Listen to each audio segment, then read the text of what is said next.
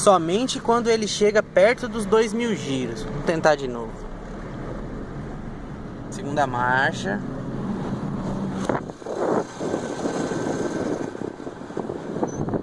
Não sei se deu pra ouvir muito bem o barulho, mas basicamente é isso.